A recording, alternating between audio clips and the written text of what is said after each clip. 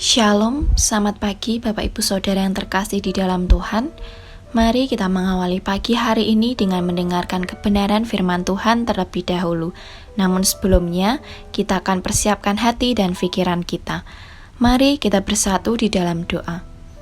Selamat pagi Tuhan Yesus, mengucap syukur untuk berkat-Mu di setiap kehidupan kami.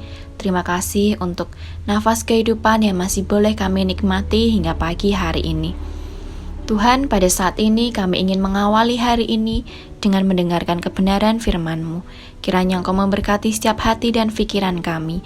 Kiranya firman-Mu dapat tertanam di dalam hati kami, dapat terus menjadi penolong bagi kehidupan kami, dan dapat terus menjadi harapan untuk setiap kami. Kami mau menyerahkan kehidupan kami ke dalam tangan kuasa-Mu. Ampuni setiap dosa dan kesalahan kami. Haleluya, amin. Renungan Suling 11 September 2023. Perjalanan yang berhasil.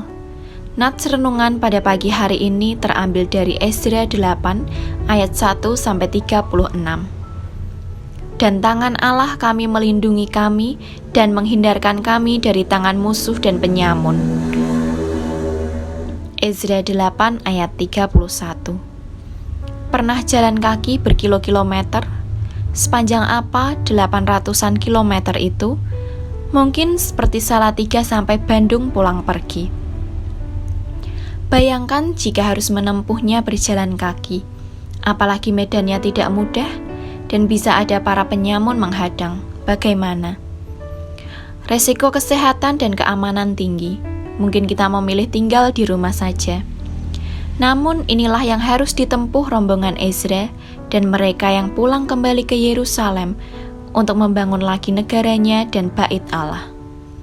Setelah 3 hari berkemah di tepi sungai Ahawa, mematangkan persiapan dan berpuasa, mereka menempuh jalan menuju Yerusalem.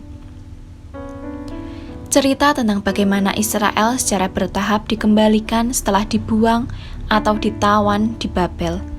Kalau dibaca keseluruhan sangat menarik, juga penuh campur tangan Tuhan. Ezra memimpin kembalinya sebagian rakyat pada tahap yang kedua. Kala itu Babel sudah dikuasai Persia. Para raja Persia secara ajaib digerakkan Tuhan untuk memulangkan Israel, bahkan mendukung pembangunan kembali Israel.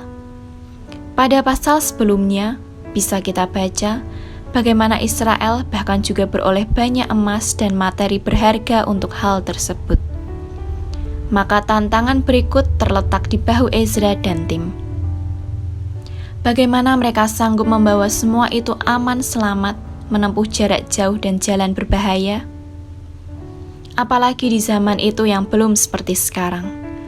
Kalau mau menempatkan diri pada posisi mereka, mungkin banyak kegentaran dan rasa khawatir, karena perjalanan ke depan tak terbayang.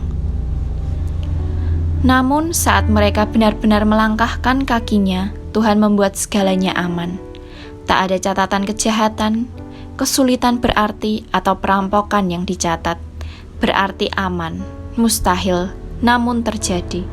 Mengapa? Karena itu rencana atau jalannya Allah.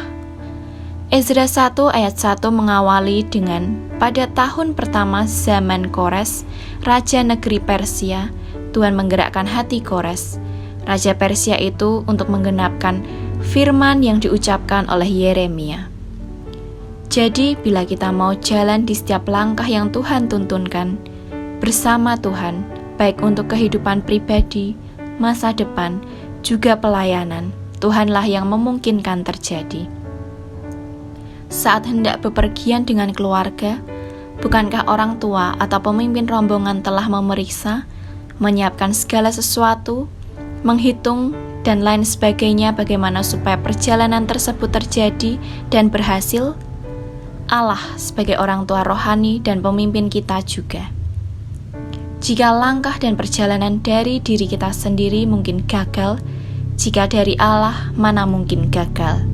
Pokok doa pada pagi hari ini, bersyukur untuk pelaksanaan ibadah, bazar, cek kesehatan dan donor darah yang boleh berjalan lancar, kiranya hanya nama Tuhan saja yang dipermuliakan. Sekian renungan pada pagi hari ini, Tuhan Yesus memberkati.